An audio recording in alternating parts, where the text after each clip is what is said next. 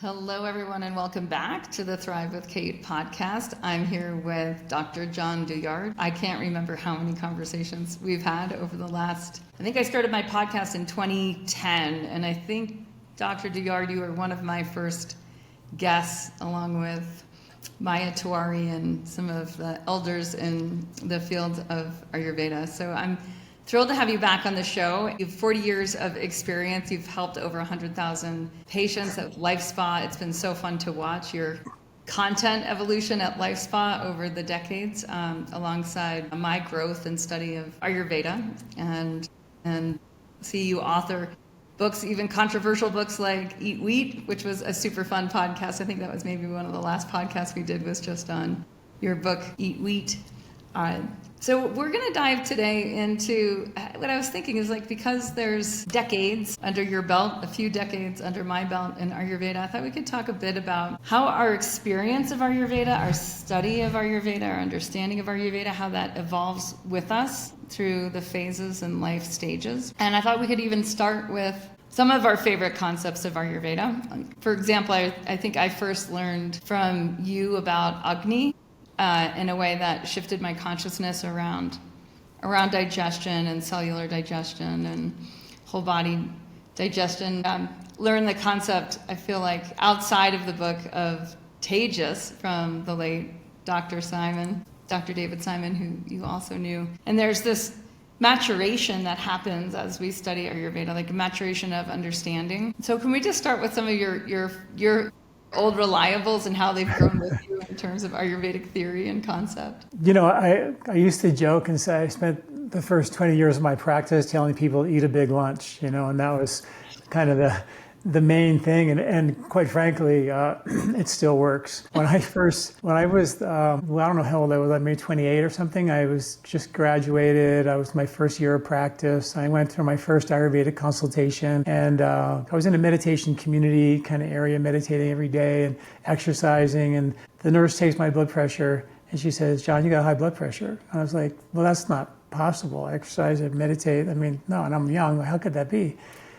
And, she pretty much said, "Yep, you got it." And so the Indian doctor comes in, the Ayurvedic doctor comes in, he looks at me and he said, "What do you eat for lunch?" And I said, "Well, I have a busy practice and I'm trying to figure out how to stay on time, so lunch just gets swallowed up." And my boss was into these chocolate truffles, so I'd pop 2 of those instead of lunch and go in the afternoon. And the worst part of it was, and many people feel like this, I felt so wasted and exhausted and depleted at the end of every day that I was just like, I'm like, what, 28? I can't even imagine this is my life now. I have to finish my day feeling this exhausted. And I just couldn't believe it. And I would meditate to kind of feel human again, which is not what meditation was designed for. But I would do that. And he looked at me and he said, "Go home, have a nice warm cooked meal in the middle of the day. You'll never have high blood pressure again." And I was like, "Come on, roll me up one of those little Ayurvedic balls and let me have that and fix this thing, because there's no way that, eating a big lunch is going to do anything, like that." Well, I took his advice. I did it. My blood pressure to this day, I just took it the other day, it was like 110/65. It's just low, and it's never been high since. And it was just that lifestyle stress. And then, of course, I ended up doing a pilot study with my patients to see if this is really real, and their blood pressure got better. And we know in Ayurveda, right, that the afternoon time of day, which is the Vata time of day, when the nervous system should be stronger, most people are crashing and drinking Starbucks and needing some injection of chocolate or something just to get out of that, get through the afternoon. And I always say, when I was teaching at some of the Ayurvedic colleges for a long time, I would always say the one thing you want to ask every patient is, how do you feel between 2, 3, 4, 5, and 6 in the afternoon? Because that's when your brain should be fired up and really feel really good. But if you're crashing, then that means either that you didn't eat enough lunch, you didn't eat something, you didn't put the gas in the tank, or the gas in the tank didn't get where it needed to go. But something was wrong with the gas getting delivered, and you're crashing when the brain, which is the big gas collars, are saying, "Hey, we just ate, I should have a full tank, but I'm not feeling it." And so if you put gas in your car stalls, you go to the mechanic and they fix it. Here in America or around the world, you eat a big lunch because I feel so tired after a big lunch, I can't eat it. So we stop eating it.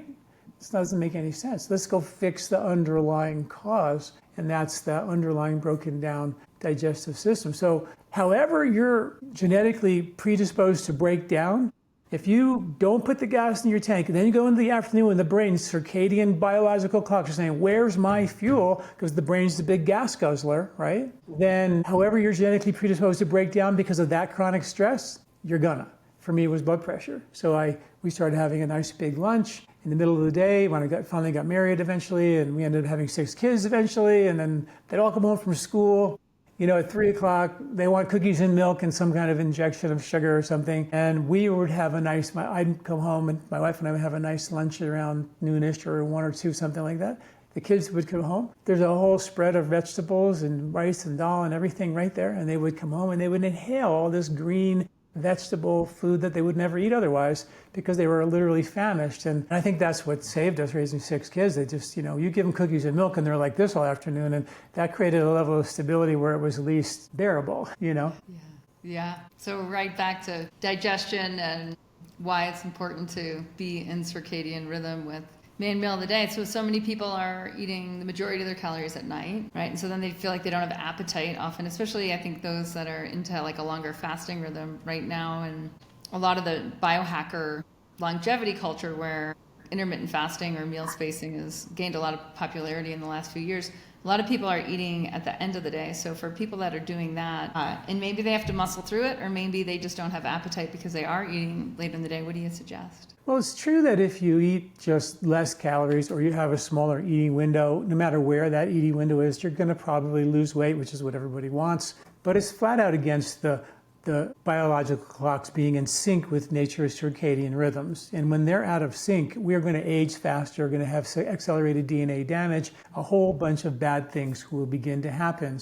And they've done studies where they took the same amount of calories and they had folks eat the same food, meals, breakfast and lunch versus lunch and supper. And that for folks who front-loaded the meals, talk about metabolic syndrome, high blood pressure, high blood sugar, extra weight around your belly, cholesterol issues, all of that was dramatically reduced, significant weight loss when you front-loaded the meal versus after the meal. So we have, and that's just one study. There's study after study after study saying this is the right way to do it, but it's easier to skip breakfast and then just have a big dinner. It sort of goes against the grain of our culture. And I get that. But, the reality is Ayurveda was way ahead of the curve in saying, no, this is how we're designed. The word supper comes from the word supplemental or soup. It wasn't meant to be the biggest meal of the day. It was meant to be earlier and smaller, if at all, right? There's old saying that 1 meal a day is for a yogi and 2 meals a day is for a bogi, which is a worker class heavy laborer, and 3 meals a day is for a rogi, which is a person mostly sick, mostly dead in a hospital. And they get 3 meals a day. They don't even have a name for 4, 5, and 6 meal a day people with snacks, and they're long gone before that. So it's sort of like, it's an important piece of the puzzle, and our lifestyle kind of goes against the grain. Of course, there's so much more, but that's a good place to start. Yeah, and what I found, and I'm sure, or I'd be interested in finding out what you found is like when you raise kids with meal spacing and real food, they don't want a snack. It doesn't affect them. What culture is doing. One of the things that I've realized from running clubs is like, basically we have the habits of the people that we're around. So if we're trying to change our habits and that's counterculture, it's because we haven't been able to shift our immediate culture. But as we evolve our immediate, so like if you start exercising, more people around you will exercise. If you start meal spacing, more people around you will have more space between their meals instead of having snacks between meals. It's like if one person goes to bed early in the house, soon it's easier for other people to go to bed early in the house. And this idea that our habits are contagious or that our habits aren't as our own as we think can help, especially when we're going against culture, right? Where it's countercultural, or I love how Dr. Claudia Welch calls it radical. It's radical to live in circadian rhythm, right? Because modern culture is so arrhythmic, and that's why so many people don't feel good or aren't digesting well or are putting on unnecessary weight. And I'm curious what you found in terms of our habits are contagious just within your practice with patients. Yeah, absolutely, and in my house as well. With 6 kids, I always felt like the best way to get them interested in Ayurveda, the best way to get them interested in health was to just model that behavior. There's no question that they've seen me get older. I'm going to be 69 in a month, and they look around and they go, they just think I'm doing really well. And I feel like I'm as healthy as I was many, many, many years ago. And I feel so blessed to have found Ayurveda and have practiced what I preached so long. And I think the more that you do that with my patients, for sure, I think when you walk the talk, it makes a huge difference than if you go to a doctor and they come in and they don't look healthy and they're telling you to take this medication or whatever. And you're going like, wow, I don't even know if I should, how can I trust you? Because you're not living it, you're not showing me, you're not an example of health. So I do think that's really important. And when you look at the circadian rhythm thing, which I think is so, you see, and I'm sure you experienced the same thing, Kate, where many of your patients they eat really healthy, they're on a really good diet, practicing Ayurveda for many years, and they go to their Western doctor, and the doctor says, you should go on a statin. And, it's like this is an epidemic, and there's a deficiency in this drug that we all have, and we all have to do it. And so I decided to kind of just take a deeper dive into what causes metabolic syndrome. And it was really clear that every aspect of metabolic syndrome is directly linked to stress. And when you think about our culture, which is constant stimulation, constant, this rev of having to do this and do this and do this, or flip your phone this and do that, there's never an end of the incoming. And that creates an underlying stimulation which activates the fight or flight nervous system. Some of us are a little higher or lower than others, but we're all being activated in a fight or flight sympathetic way. And then when you look at the stress of the science of stress, you say, well, if the body's under a chronic stress all day long, compared to our hunter-gatherers who lived out in nature when it was, you get chased by a lion once in a while maybe, but generally speaking, it's pretty chill out there. And it's pretty still, and they created resonance and harmony and entrainment with these natural rhythms. They lived because and thrived because of that entrainment. We're totally out of whack from that. So then when you look and say, well, if I'm under this chronic stress all the time, what else would the body do except, hey, there's a little bear chasing me all day long every day. I'm gonna take more sugar and put it in the blood to get you up that tree faster to save your life. I'm gonna make more cholesterol and dump it into the bloodstream so you can make more stress-fighting hormones, which are made from cholesterol, so I can fight this stress. I'm going to take any reserve fuel I can get. I'm going to put it under the mattress and store extra fat as reserve fuel. I'm going to gain weight. I'm going to raise blood pressure because I need blood pressure to get up that tree. So when you look at that, you go, oh my gosh, every one of those are caused by stress. So when I said, well, what are the major things we can do to mitigate stress? Well, meditation, yoga, breathe, prayer, these kind of things. Then I wrote an article all about this. I was just like, the science on meditation for weight loss, blood pressure, cholesterol, it's just overwhelmingly, you can't find anything else that has so much science to support the one thing that is really the epidemic of our time. And it's really because of this thing. And Ayurveda really does have the answer to that. But of course, you and I both know Ayurveda is not a household word yet. We're working on that. But it's taking a lot longer than we thought, right? Yeah, amen. I think I gave up. To me, it's like there's a connection with Ayurveda to primal, and I think a lot of biohackers and the paleo people, the longevity people are ending up in that which drove human evolution, like that which drove evolution, that which drove human evolution, and are ending up in Ayurveda without knowing it. And I think we're seeing that in a lot of different ways, especially with, certain things becoming popularized, like intermittent fasting as an example, or even cryotherapy as an example for thermogenesis and things that yogis used to know. Like yogis used to be able to alter body temperature as a measure of awakeness. So there's a way that I think it's going to come through, maybe in a less sophisticated way than in the Vedas, but I think the essence of it is awakening. Yeah, I've sort of not given up on that. I kind of really feel like Ayurveda really does deserve the credit. And yeah. So as I get older and sort of winding down my practice part, but doing more teaching and lecturing, I kind of feel more compelled to, let people know that there is an original longevity science, and, it is Ayurveda. And, we can spend a lot of time here talking about the science of longevity from the Ayurvedic perspective, and it's so overwhelmingly amazing. Yeah, I think we should. And I think we should also connect it to the first maybe or very effective early personalized medicine. Because to me, that's the other real genius of Ayurveda, is not diagnosing the disease, but diagnosing the human.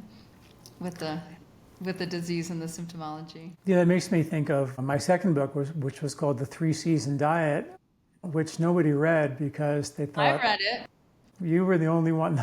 I was the reader. The idea was that there are 4 seasons, and John doesn't know anything about that, so everybody thought I was sort of stupid about that. But anyway, the idea was that there's 3 harvests in nature, and that's very Ayurvedic. There's a spring harvest, summer harvest, fall harvest for winter eating, and nature takes a break. There's always a dormant cycle in nature, just like winter is dormant for, most mammals. And so now we have science to show that the bugs in the soil change dramatically from one season to the next. And they're affected by the changing of the light from the sun, which changes from one to the next. And the foods that are grown are particularly attracted to those bugs. So you have different bugs from the foods you harvest in the spring, summer, and fall. And those bugs are what are called bacterial endophytes, which literally are synergistically related to the quality, growth, and immunity benefit of that plant. So when you take an herb, like let's say turmeric, and you extract out one of the constituents, you have a drug because, yes, curcumin might have this incredible therapeutic benefit for colon cancer and breast cancer and things like that, but it's not going to be without side effects because you altered it and you made it sterile. But when you take the whole herb of turmeric and maybe add a little black pepper, 16:1 turmeric to black pepper, you increase the absorption by 2,000%. And you have a product. We have a product line, and we brought some turmeric in from India, organic, black pepper, all organic. According to the FDA, you have to test them for microbes and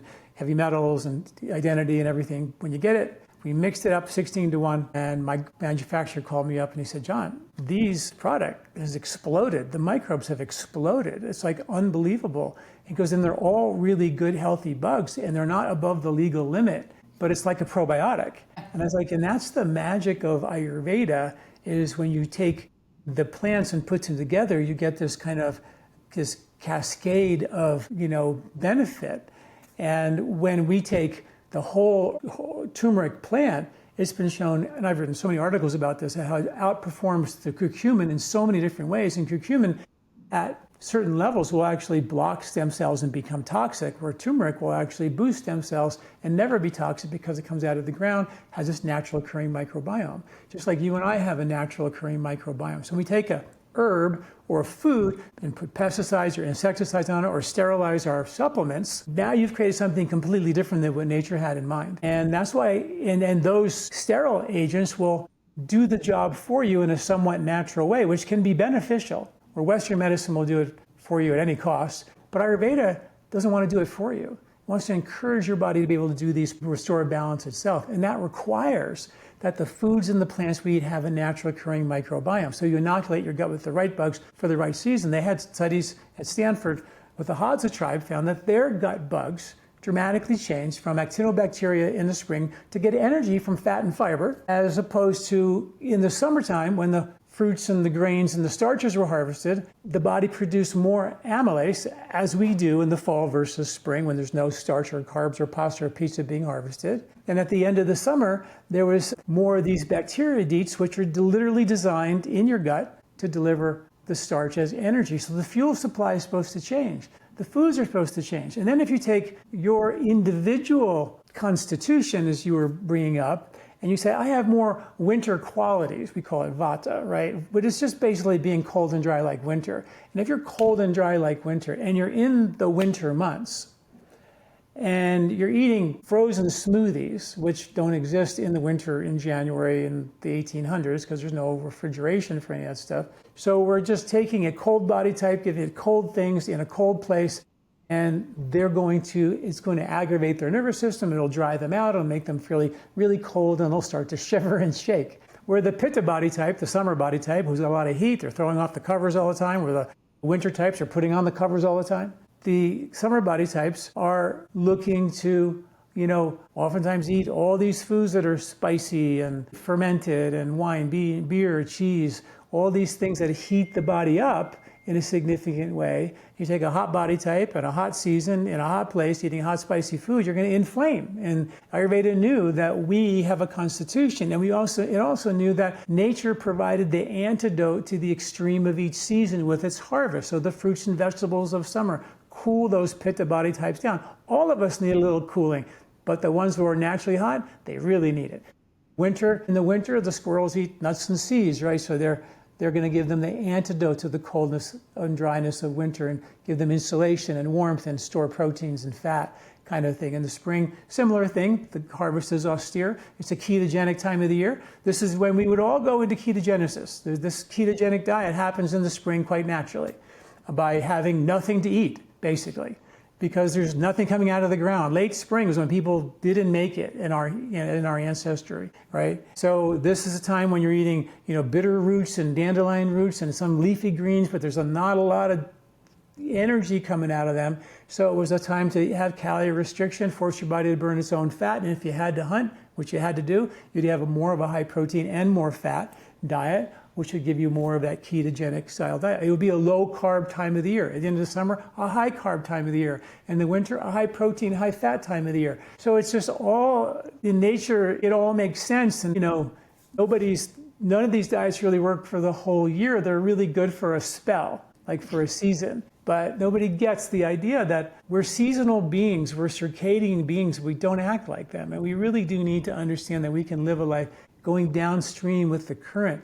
And when you're going with the current, life is calm, life is still. And when you're still, then you have access to a level of self-awareness. You've dialed down all that incoming stress that causes all this metabolic syndrome, but you get also the benefit of being more self-aware. Seeing through the waves and the turbulence of the lake down to the bottom of the lake, and you can begin to see the body can become self-aware, recognize problems as problems and fix them, but more importantly, be self-aware of old mental and emotional patterns of behavior. Be aware that we're sourced in consciousness, that our main attribute is to be loving, giving, and kind. But our mind says, oh, that's really dangerous. They might not love you back, so I better engage in behavior to get them to like me and love me and appreciate me. And then we spend half of our life or most of our life trying to get fed in some temporary way, as opposed to taking that risk to be delicate, to be vulnerable, and to let something real, let the petals of that flower open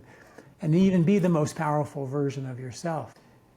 That's the beauty of Ayurveda. It takes your body all the way down. All of a sudden you wake up and go, wow, there's something way beyond being healthy. There's this realizing that we can have a level of self-awareness to begin to thin the veil between the physical and the spiritual. Ayurveda said, we're a spirit and we're a body, but you don't have to die to find out you're a spirit. You can actually be aware of that now if you refine your nervous system, enhance your self-awareness, and increase your subtle perception. My last little thing on that is that what I've come to know, as you were talking earlier, the evolution of Ayurveda, the more I learn about it, the more I understand it, the more subtle it is, the more powerful it is. Mm-hmm. And that's what really has grasped me now, as I get older, maybe hopefully wiser, that I begin to really respect the subtle, because I came from I was an athlete and, just pretty bulletproof. And now as I get older, I realize, wow, it's the subtle perception that is where it all comes. And we have the ability as a human being to actually do that. I was reading a study from UCLA that showed that as we get older into we call the Vata time of your life, right, which is a time where you're more governed by air, we dry out, we shrivel up a little bit, and we think we're just old and need to go into a home. But the centenarians are revered in their cultures. And what's kind of cool is that they found that not only are we, as we get into our 60s and 70s, are we more interested in finding God before it's too late, we're actually more well equipped to have a successful spiritual practice, that we're actually equipped. This is science telling us that. Ayurveda said in the beginning, when you're young, you're in the springtime of your life, you're a kid, you make mucus for a living, and you move into the middle of your life where you're raising your kids and trying to make a living and all that. Fire, competitive, driven, you got to be in the world. And then as you get into the last third of your life, you're in that time where you want to find God before it's too late. But we have this not only desire for that, we have the hardware for that we're actually better equipped to have a successful spiritual practice at that time of our life, I thought that was so cool, sort of proved the Vata time of life is a real thing. And that's the end of our life on this plane, but that's when you want to start to realize, take advantage of what this human being, this human body can do, which is to refine subtle perception and realize there's a world of inner space, which is so much more profound and enjoyable and brings so much more love and contentment than just being so affected by all the incoming, you know? Yeah, absolutely. Yeah, there's, especially I would say at midlife, at that crossing, like around 50, where those, you know, a lot of people need glasses, or their hearing starts to change, their sense of taste starts to change. I think if we're tuned in, our appetite also starts to change, where we desire to build really high quality tissue. And these shifts in consciousness, if we're, like you said, if we're kind of quiet enough to notice, we will notice them. And then practices, I think a shift, at least for me, and I do notice it in my community, it's like the shift goes from I should practice to I'm practicing. It could just, right, where it's just a presence. What I notice as well, and I think this will speak to a lot of the yogis who have had practices for a long time, is we start to see how our steadiness, that's quality in Sanskrit of stira, of that steadiness, other people actually can rely on our steadiness so that they can fall apart, and how important that is in the cycles of life, to have the people who practice, to have this guru energy in our, who's the guru in the household, or who's the guru in the friend group, or who's the guru in the local community, so that when things fall apart, when someone's birthing or dying or diagnosed with something horrible, that like there's people that can be in that place between, in the subtle, that place between the worlds. That's something that I also notice. I'm not sure how documented it is, but that is definitely what I notice, that it is easier to do spiritual practice and to see how that impacts each other, how our practice impacts our families and our communities.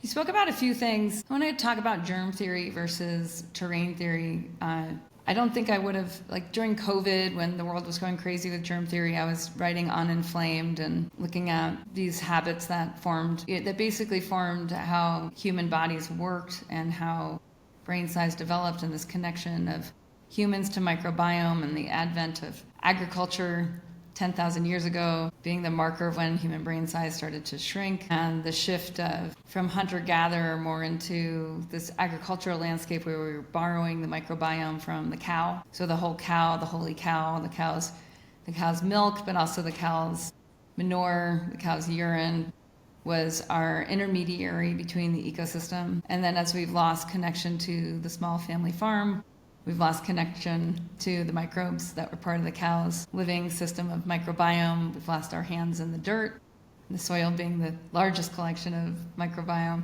And so when COVID hit, there was a lot in, I would say, mass hysteria, mass communication around germ theory. And those of us who had a better understanding of microbiome and terrain theory were at an advantage to be able to strengthen our terrain, to be able to strengthen the terrain in which a germ can become implanted. But how do we strengthen the terrain? So do you just want to talk a little bit about terrain theory versus germ theory and microbiome and Ayurveda? Yeah, I'd love to. There's so much to say there. I love your description of how we all evolved. We will go back to that because I love the anthropology of why we're here. It's beautiful. But there was a study done it was a Stanford study again, and they went into museums in New Mexico and Arizona, and they found poo that was mummies that were like 1,000 years old. And they measured the poo in them, figured out a way to get the microbiome, and they looked at that microbiome compared to modern humans. And there was such a lack of diversity in modern humans that they literally labeled microbial diversity, or lack of, an extinction event. So we absolutely have a handful of extinction events. One of them is the lack of microbial diversity. And then you say, okay, well, we know that a lot of bugs are really good and important for diversity and immunity. And we also have this thing called gut immunity, which is 70% of our immune response, which is kind of an important piece of the puzzle too, right? And then there's respiratory immunity and lots of other aspects, but 70% of our overall immune system is in the gut, so it's important. So another really interesting study was with Amish kids, and they found that the Amish kids have the lowest rates of asthma on the planet. It was weird. And, it doesn't really make any sense because they've got cows as pets and they run barefoot in the barn, but they've got the lowest rates of asthma, breathing all this barn dust. Their genetic cousins came from the same valley in Switzerland called the Hutterites. They came to America and they became sterile farmers, stainless steel, everything, where the Amish just did it the old-fashioned way. And the Hutterites, same genetics, these kids had the highest rates of asthma on the planet, right? So there's like really great kind of study group. And they found that they went into the barns of the Amish kids and they found that they measured the dust that they were breathing in, and they found that the dust created a little bit of irritation in the respiratory tract, a hormesis effect, that actually triggered an immune response against getting asthma. So we can't bubble wrap our diet. We can't bubble wrap anything because we don't feel good in it. If I go into a barn with a bunch of dust and I start having all this asthma and breathing issues, of course, sure, get out of there, but that's a canary in the coal mine. Something else is wrong. You eat wheat, dairy, nuts, seeds, grains, legumes, nightshades, oxalates, all these things that everybody's saying, don't eat phytic acids, don't eat lectins, don't eat tomatoes, don't eat zucchinis. It's like, wow, there's not going to be a lot left to eat if we do what they all say. And you might feel better taking those foods out of your diet, but again, don't bubble wrap your diet. It's a canary in the coal mine. So more studies. They did studies with people who eat wheat, which we know is a hard to digest protein. And if people have lousy digestion, they're not going to feel good eating it. The studies are really clear, Kate. Then I'll quote one for you. It says, if you don't digest your proteins and your fats well, and I say protein, I'm saying the hard to digest caseins and dairy and the gluten in wheat, and the anti-nutrients on vegetables that are chemicals that the plant produces to protect it, which makes vegetables way harder to digest than meat. The carnivore diet is not the macho man diet we think it is. It's the easiest diet to digest. In fact, why Ayurveda calls it a medicinal diet. But a vegetarian plant-based diet requires very strong digestive strength to break down the oxalates and the goitrogens and the nightshades and all that, lectins and all that. So if you don't feel good eating them, they're going to go undigested into your intestinal tract. They're going to irritate the lining and create inflammation. The fats are another story. The EPA tells us there's 70 million tons of toxic chemicals dumped in our atmosphere every year, which filter down onto all the organic food, the water, everything we eat, drink, breathe, that's in it. So it all ends up in your digestion. And the studies show that if you don't break down those proteins, those fats well, they'll go incompletely digested. They weren't broken down properly in your intestinal tract. They're going to be too big to actually nourish you and get into your blood and feed you. So they're going to go into the garbage can. And the garbage can in the body is called the lymphatic system. And that in Ayurveda is called the rasa, which is the study of which is called rasayana. And the study of that is the study of longevity. So the study of longevity starts where the rubber meets the road. Did those proteins and fats get broken down properly? If not, they're going into the garbage can, which is your lymphatic collecting ducts, called your lacteals, and they're going to get pushed into the extra weight around your belly and hips. They're going to go into your skin-associated lymph and come out through your skin as rashes. They're going to go into the brain's lymph and lymphatic systems, causing cognitive decline and brain fog. And they blame all that on the Cheerios or the wheat or whatever. And not that that's good for you, but you should surely be able to eat a bowl of Cheerios and not pay its massive price. Not that I eat that or would want to eat that, but those greasy fried foods, they're challenge questions. Like if you can't digest that hard to digest stuff, then you're not detoxifying the heavy metals from the atmosphere. You're not breaking down, the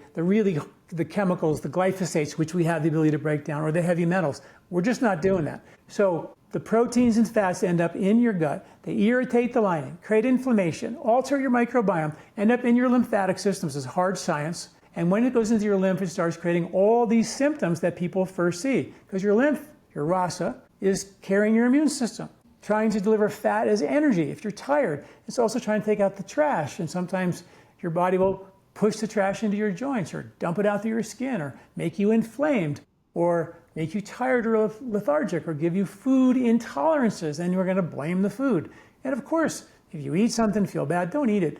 But let's take a little deeper dive and not just kick the can down the road. Even studies when COVID first came out, there were a handful of studies that showed that long-haul COVID, right in the very beginning, was linked to congestion of the brain, lymph, and lymphatic systems, which means that the master computer is congested. It can't take out its 3 pounds of trash per year, so it doesn't know how many fire trucks, immune fire trucks, to send to the fire on Main Street. So it sends 100 or it sends 2. It doesn't have the proper response to an immune event. It can be overzealous or underperform.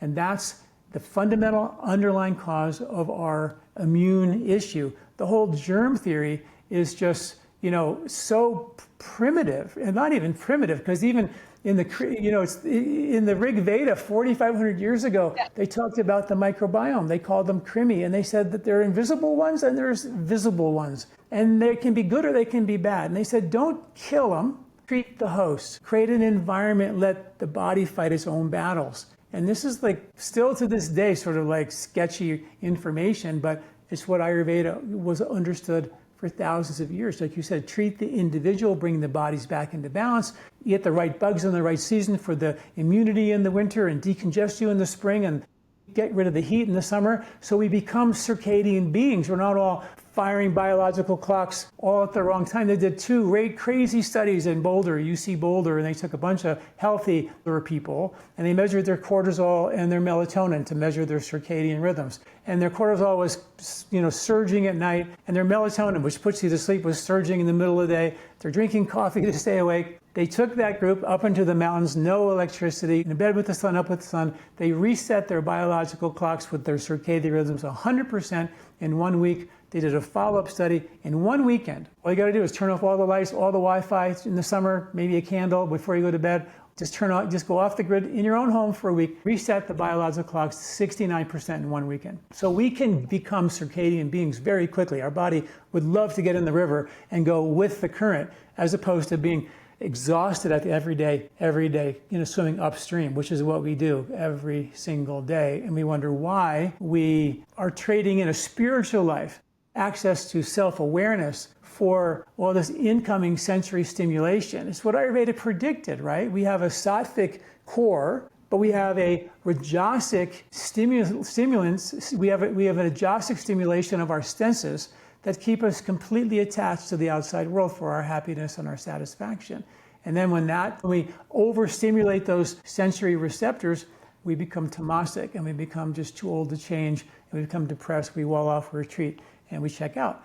And this is, how many thousands of years ago did they talk about that? Yeah, I mean, it's like what we always known. To me, it seems like so much wisdom, svadhyaya, like so much self-wisdom has been sacrificed for profit. I mean, just for greed and for profit. It's too bad that sick care as we know it, like there's so many ways to profit from terrain theory. If we could just pivot to, let's profit from terrain theory instead of profiting from germ theory, what better shape we'd be in. And it kind of brings me back to culture. Like so much of what we've done at Wellness Pro Academy is like, how do we help wellness pros create a club around their wisdom? Because we're all fighting culture. Like if culture went to bed early, if like Netflix didn't exist, right? Or if we had taxation on that which actually shortened health span and subsidized that which would lengthen the health span, it'd be easier because we'd be in a culture where it was natural to go to bed early and natural to wake up early and natural to eat your main meal in the middle of the day and natural to really want to move early in the morning when you wake up to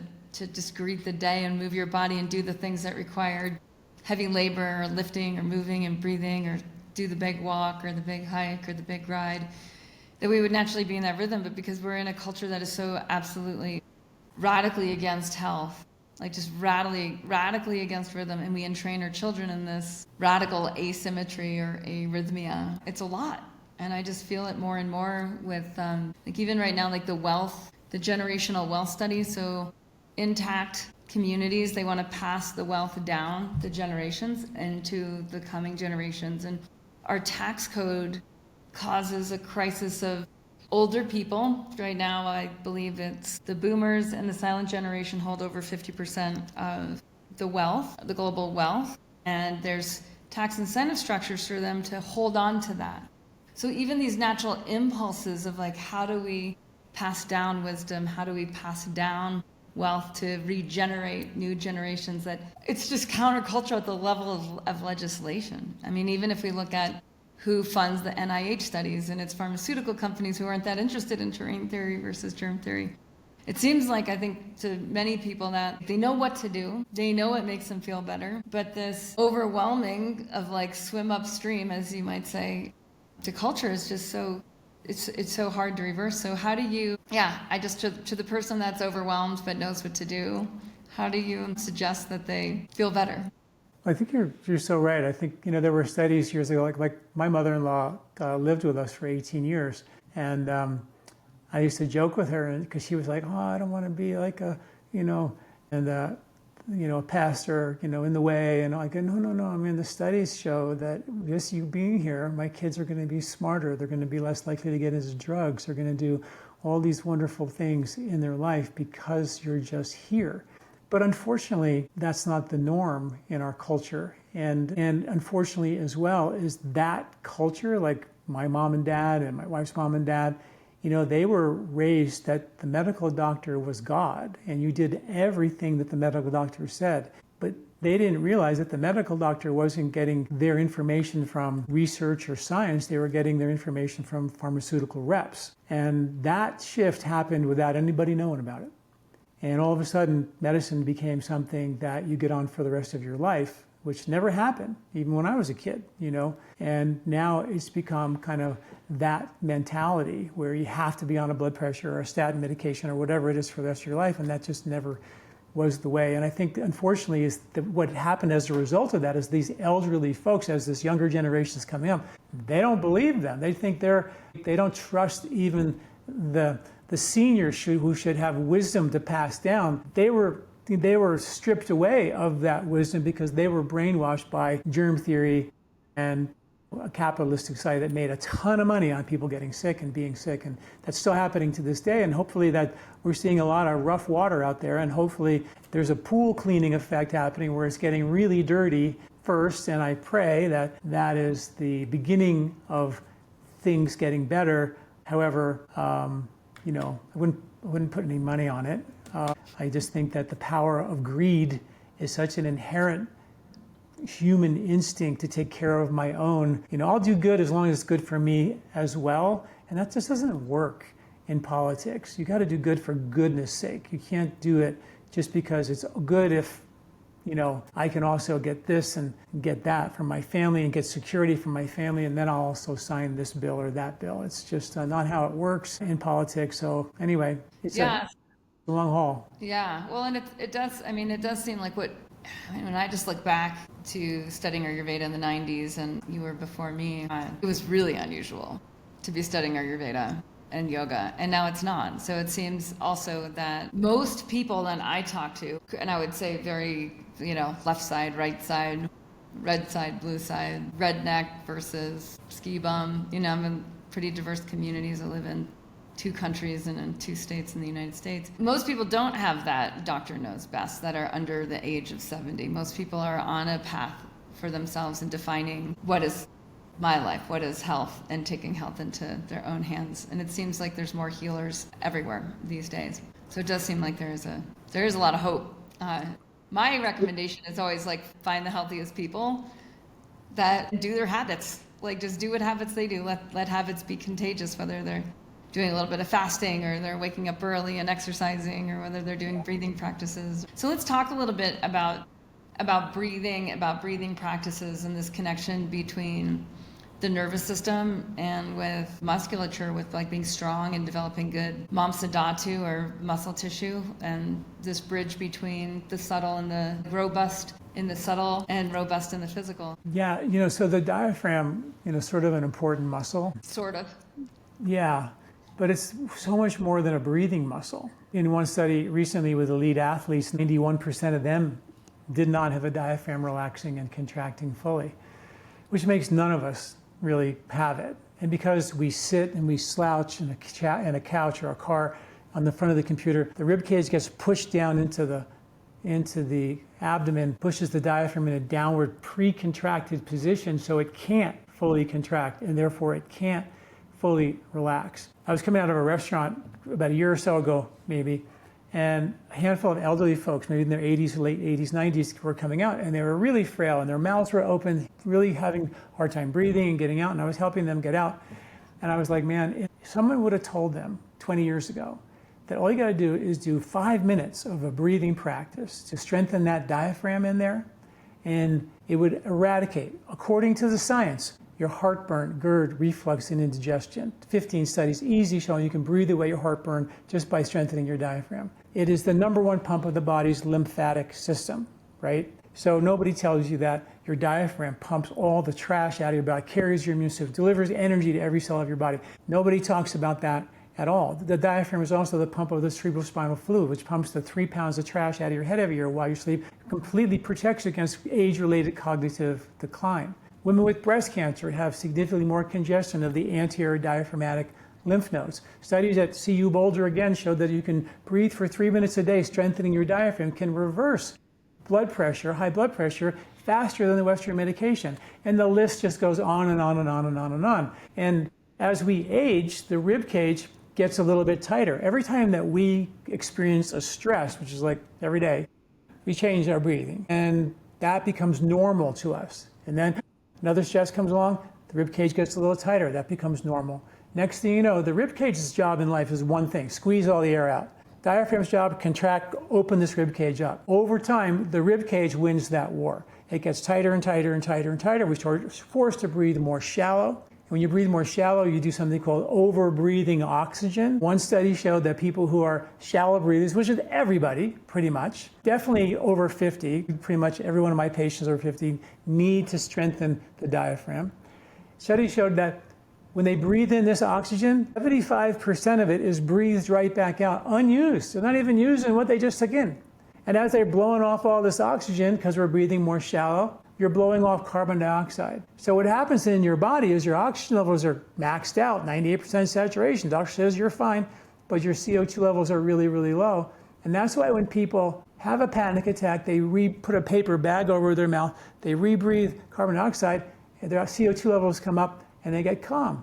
That's how it works. So we have a over-breathing society, which are just jamming oxygen into an oversaturated system with no CO2 tolerance, and that's why we can't even hold our breath for 2 minutes or 3 minutes or 4 minutes, where the free divers, the record is like 11 minutes and longer with oxygen, and there's the AMA divers in Japan who do it even longer. I mean, these are 80-year-old women diving down, and they can do it even longer. So we're just so misadapted to a culture that is so backwards, and because we sit and we do all these things, and that's what's really got to change, is we need to kind of get that breathing and that diaphragm turned back on. So it's a critical piece of the puzzle for sure. Yeah, so this morning I was sitting with my friend passed this morning, and I was sitting with her daughter, and I had her laying back, and her dead mom is sitting right next to her. It's like right after the death, right? And I just learned from Sally Kempton, late Sally Kempton, Swami Durgananda, breath, like that long exhale. And I raised my daughter on it. So before she'd go to sleep at night, we do breaths, where you do that long carbon dioxide exhale, making room in the body for what's next. And it was just tremendous how quickly her nervous system shifted, and her mouth, like from holding her jaw, from holding all this tension, started to open, and energy started to move through. And just these simple, like these such simple things, eating a big lunch, going to bed early, waking up early, doing a little breathing. It's this reminder that it doesn't have to be all that it doesn't have to be super expensive, that we don't need, like getting our hands in the soil, getting our hands in dirt. These things they're free. They're all, I guess, where I landed, from studying Ayurveda and then going into primal, is it's like, what are the things we've been doing forever that are free, that drove our evolution, right? That didn't cause us to devolve. That was actually enthalpy, or this upcycling of the intelligence of our genome, and the intelligence of all the germs and the microbiome and the virome and the biome and the whole thing, that we're alive, that it's evolving, and that we're part of it, and it can be easy. So I'd just love to hear in closing, as you look at how many decades, 40 years of experience, and how you've evolved, like what have been some of your personal recent, like either I'm glad I've been doing that for a really long time, or this is how it's shifting for me now. Well, I feel so blessed, really, to have stumbled upon Ayurveda and gotten into it early in my career before I did too much damage from the Western perspective. Like I said, the more that you dig in, you begin to become more aware of the subtle aspects of Ayurveda, and there's no shortage of information there. The cause of disease in Ayurveda is called pragya prad, which is what we call the mistake of the intellect, where the intellect and the physiology forget that it's sourced in an underlying field of intelligence, which many physicists believe is consciousness. So when consciousness becomes matter and matter forgets that it's conscious, that's the cause of disease. So we have to enlighten and bring the consciousness back into the physical body. And this is where my question is taking this into the quantum world. So if you were to try it, let's say you have this field of intelligence, then you have this body, and at some point those waveforms of, let's call it a field of intelligence or consciousness becomes a particle, and that particle becomes a part of you, right? And that particle forgets it's part of the whole. It's a problem. So how do we restore the memory of the whole to that particle? Well, you'd have to find, if I were trying to do that, I would try to put something in the middle between that place where the conscious and the physiology meet. And if I could have put a light in a doorway, the light would shine into both rooms, and everybody, oh, that's me, I'm not the particle, I'm part of that. And like, wow, we restored the memory of pure consciousness and we're healed. Turns out that quantum physics actually gives us a lot of science to prove that. Turns out that there are particles of light called photons that exist as both particles or frequencies of light. So you'd want to have something like a photon that exists at the junction point between consciousness and matter or field and physiology. And that is a ultra weak photon emission or a biophoton that's coming blasting out of your DNA about 1,000 per second. So we have these photons of light being released out of our DNA, most of them because of DNA damage, and they're what's called incoherent. But when you do, according to the studies, yoga, breathe, meditate, still the nervous system, the incoherent photons dial down, and you're left with the coherent photons. And those coherent photons are waveforms, as opposed to the incoherents are particle forms. So when you actually do yoga, breathing, meditation, now you're experiencing this release of these photons that actually carry information. Your thoughts are scientifically, found to be thought carrying, information carrying in your body. This is now real science. And some studies even show that those photon emissions can carry our intention when they're in a wave form versus a particle form, right? So if I can put my attention at the junction between consciousness and matter as a wave form, then there's somehow that can have an effect on the particles that have lost their way. And that is called quantum entanglement. Entangled particles, related particles, when you put your attention on one, will have an instantaneous change on the other. And it could be on the other side of the planet or another galaxy. It's faster than the speed of light. Einstein knew about this. He called it spooky action at a distance. He didn't really want to go near it. He couldn't even understand it, but he knew it was there.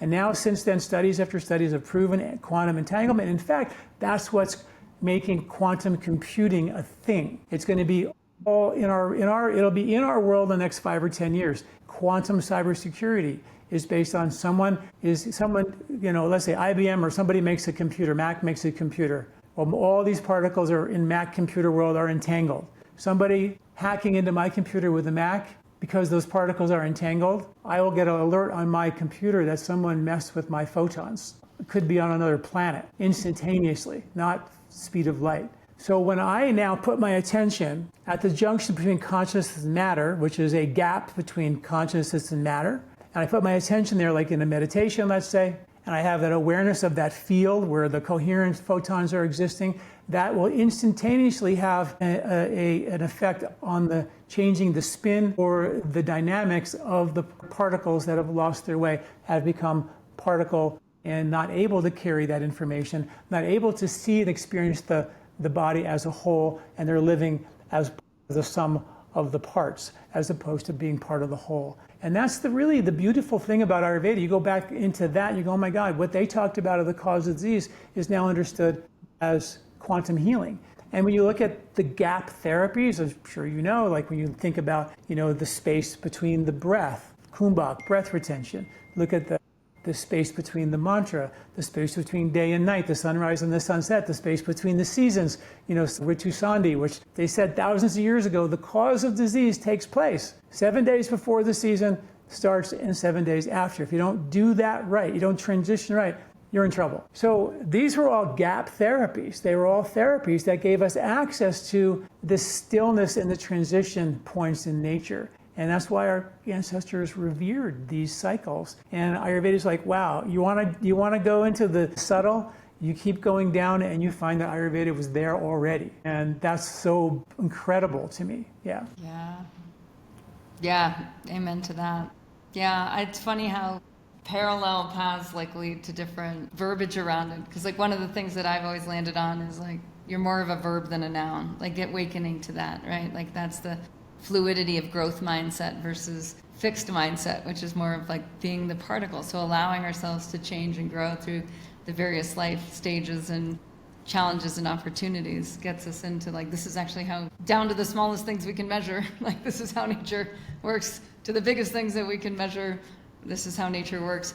And I'll just close with a thought around the way that I kind of reached very similar conclusions was with the nitric oxide cycle with Shivambu and how the nitrogen cycle works with the urine. So nitric oxide also works with this quantum energy and being able to signal things that are non-locational or not in a pathway. Pretty wild stuff. Anyways, well, go ahead. I know you're coming on my podcast very soon. Let's talk about nitric oxide because I'm heavily into that myself, in the research of that. So I think we can save that conversation.